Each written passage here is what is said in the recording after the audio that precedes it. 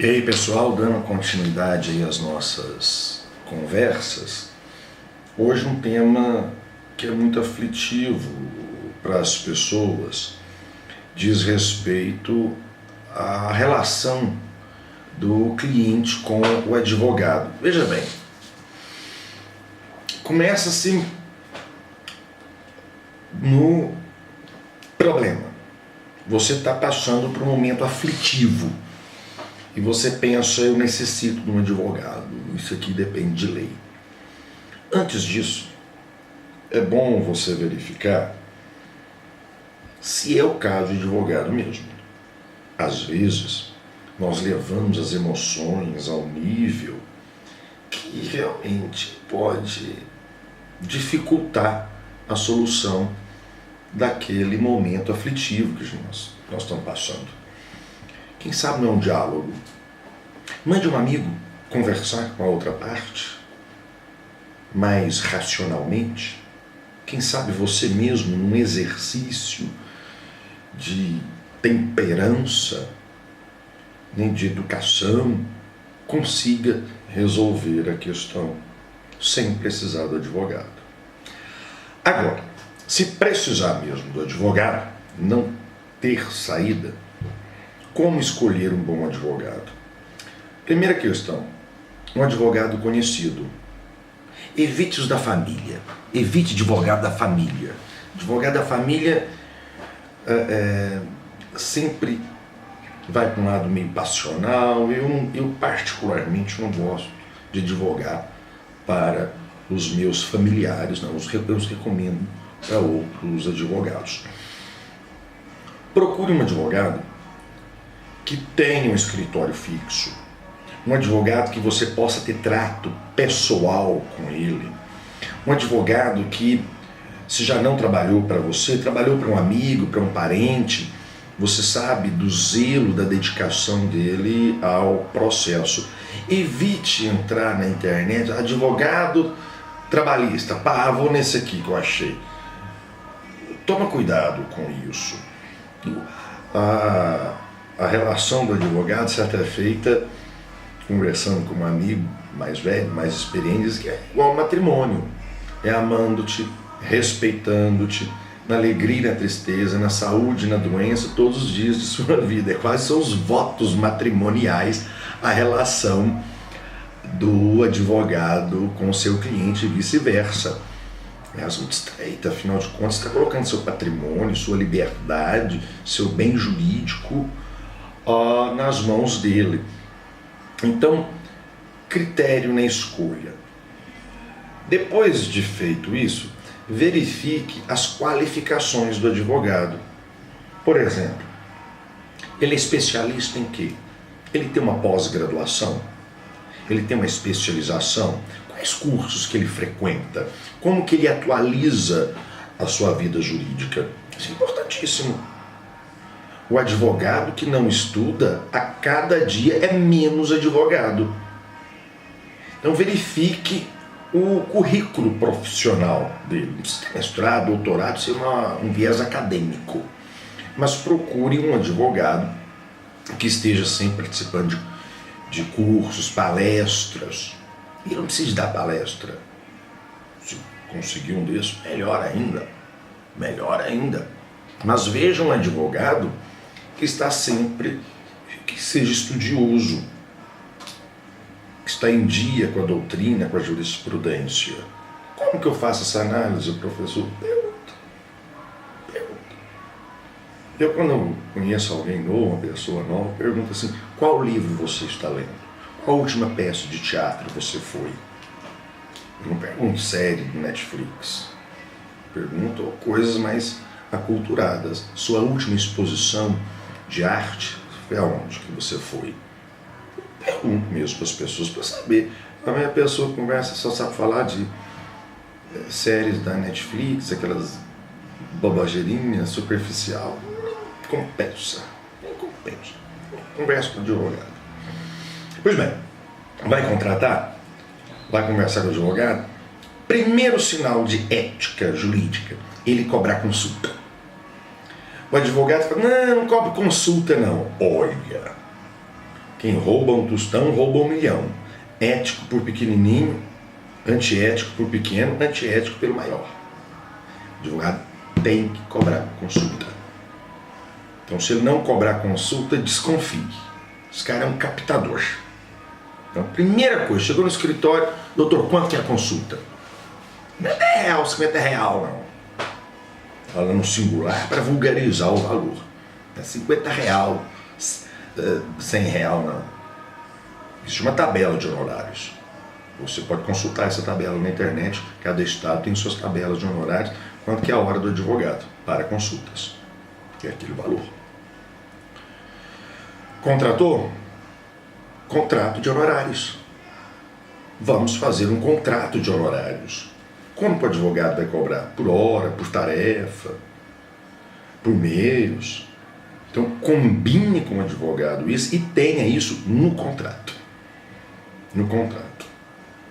A procuração, que doravante é advocatus, ele chama, ele avoca para ele o seu problema, é dele agora aquele problema, então você vai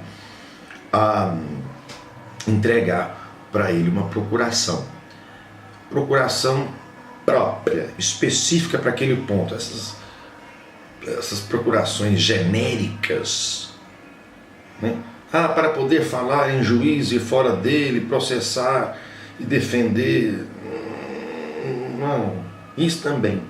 Mas põe uma procuração própria para promover ação de dano moral em face de fulano de tal, por ter falado uma palavra de baixo calão contra a minha pessoa. Descreva resumidamente para quais poderes você está dando para o advogado falar. Delimitar. A procuração tem que ser limitada. Pode-se usar a procuração genérica? Pode, você usa. Vamos poder para falar em juízo, fora dele, fazer firmar acordo, dar e receber, quitação, não sei o quê. Isso consta da procuração já. Mas delimite, especialmente para. Contratou. Como vamos conversar com o advogado? Como vamos contar o problema para o advogado? Você está diante de uma questão, você tem que levar os pontos principais para o advogado. Então, antes, você vai fazer um exercício em casa. Vai sentar sozinho na sua mesa e, imaginando o advogado ali na frente, coloca uma melancia lá cortada, fala assim, esse aqui é o advogado. Ele coloca uma vassoura de cabeça para baixo, esse aqui é o advogado. Um fantoche lá. E conte a história, mas conte a história da seguinte forma. Por exemplo, eu estava com meu carro na rua. Já é um problema. O carro é seu mesmo? Está transferido? Está no seu nome? Ou o carro é do pai, da mãe que pegou emprestado, do amigo? O carro da firma? Então você não estava no seu carro dirigindo, você estava no carro do outro dirigindo, junto de documentação. Você dirige, sua habilitação tem dia? Quantos pontos tem no seu prontuário lá das multinhas por avanço de sinal e velocidade?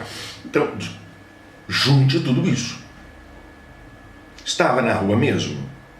O que você foi fazer na rua? Fui na farmácia comprar um remédio. Cadê o ticket do remédio? Com a data e a hora que você comprou aquele remédio. Então, lá eu estava com meu carro dirigindo pela rua, quando o sinal abriu, eu passei, alguém veio lá, passou pelo sinal vermelho lá e me abalroou. Quem viu? Tem câmera de segurança? Se tem câmera de segurança, tem, tá bom. Mas você tem vídeo na mão? É isso que é o problema. Você tem um vídeo dessa câmera na mão. Se você não tem um vídeo, não adianta ter câmera de segurança.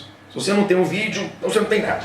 Então esquece essa câmera. Não consegui o vídeo, que dó. Pois é. Por quê? Porque tudo que você for falando, você vai provando, vai provando, vai provando. O outro cara estava bêbado, tem um bafômetro dele? Constou no boletim de ocorrência?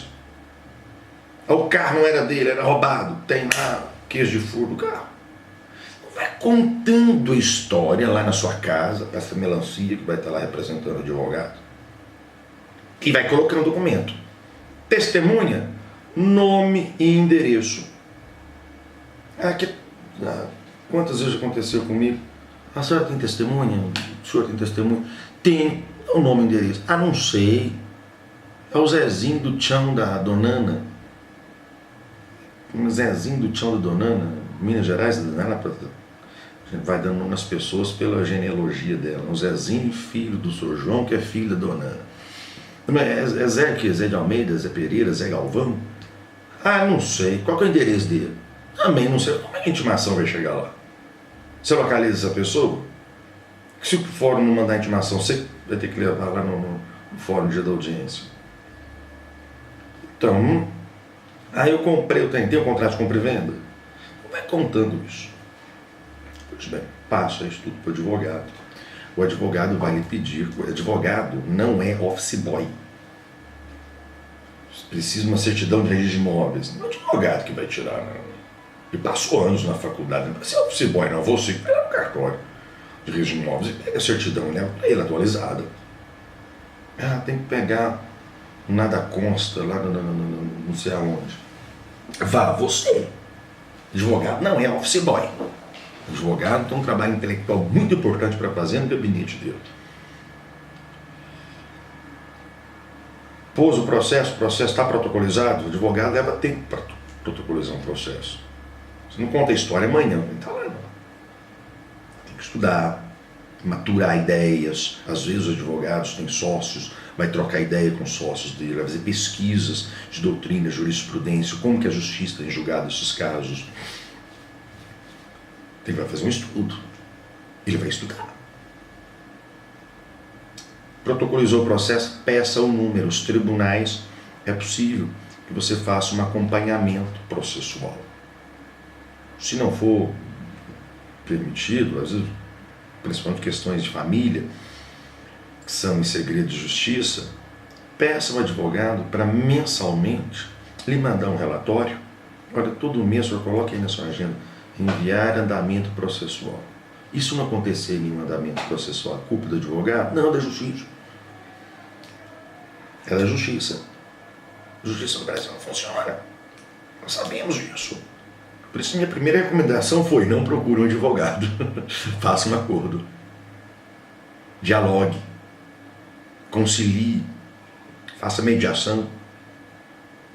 Mas se vai precisar do advogado, tem que ir no Poder Judiciário, meu amigo, então a situação vai ter que esperar. 1000 processos na fila lá. Mas o meu caso é muito grave. É o seu caso.